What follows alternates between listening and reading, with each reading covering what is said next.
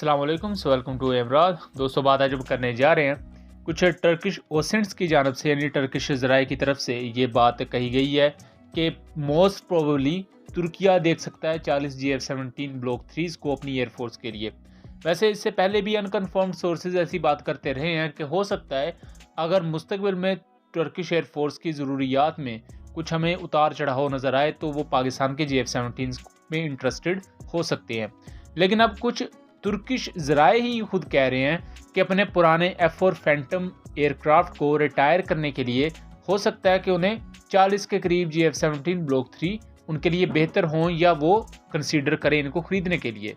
इन खबरों में कितनी सदाकत है, इन तमाम चीज़ों पर बात करते हैं। सबसे पहले तो अगर आप ये ट्वीट देखें तो अगर टर्किश ज़राए इस बात का दावा करते हैं कि पाकिस्तान से GF-17 ब्लॉक 3 लिए जा सकते हैं कि अपने पुराने कुछ जो F-16A और B वर्जन है उनको रिटायर किया जाए।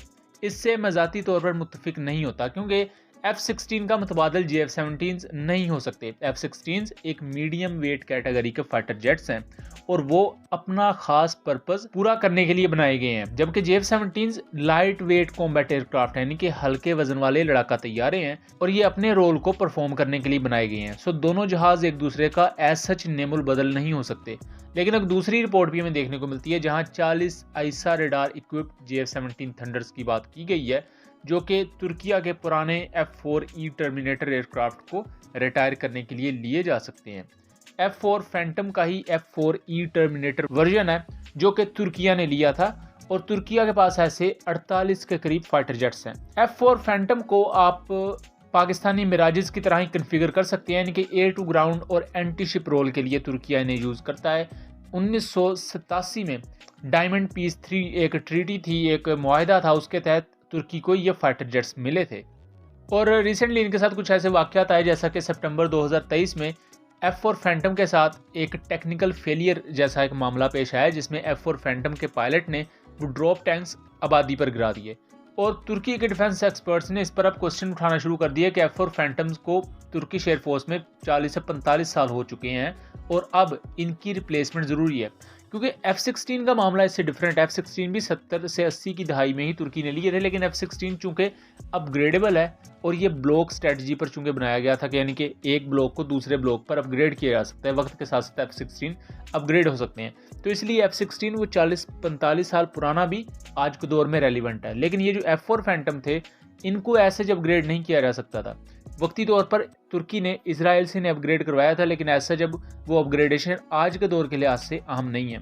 तो अब ये तुर्की ज़राए ही खुद कह रहे हैं कि तुर्किया आ सकता है पाकिस्तान के GF-17 की तरफ। इससे पहले कैम दोगुत जो कि तुर्किया के एक डिफेंस एक्सपर्ट हैं, उन्होंने J-10C एयरक्राफ्ट की काफ़ी तारीफ की थी, खासतौर पर स्पेयर्स ऑफ विक्ट्री 2023 एक्सरसाइजेज में उन्होंने J-10C को जब ऑब्जर्व किया तो उन्होंने क्रिटिसिज्म किया तुर्किश एयरफोर्स पर कि हमें चाइना या रशिया से एडवांस 4.5 जनरेशन के एयरक्राफ्ट खरीद लेने चाहिए थे पहले ही, बजाय कि हम F-16 के ब्लॉक 70 का इंतजार करते रहते। अब चूंकि F-16 ब्लॉक 70 के चांसेस कम नज़र आ रहे हैं, इस वजह से तुर्किया कोशिश कर रहा है कि यूरोफाइटर टाइफून मिल जाए। अब उसमें भी जर्मनी ने रखना डाल दिया, यानी कि जर्मनी ने यूरोफाइटर टाइफून की सेल तुर्किया के लिए उसे ममनू करार दे दिया है, एक किस्म का वेपन ब्लॉकेट लगा दिया है।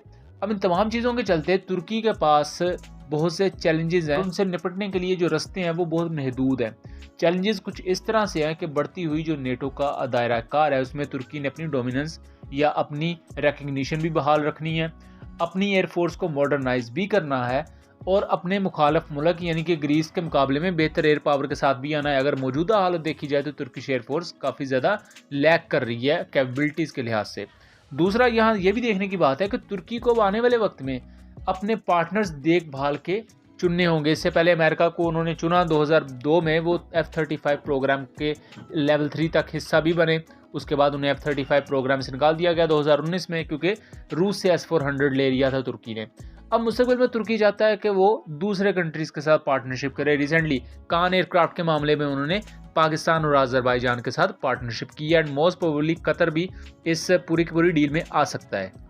सो इस वक्त ये वो तमाम एक सिचुएशन बनी हुई है जिसको मैंने आपके सामने पेश किया कि इस बुनियाद पर ये तुर्किश सोर्सेज कह रहे हैं कि हमें GF-17 थंडर्स की तरफ जाना चाहिए या तुर्की कंसीडर कर सकता है GF-17 थंडर्स को अपने पुराने F4 फैंटम की रिप्लेसमेंट के तौर पर।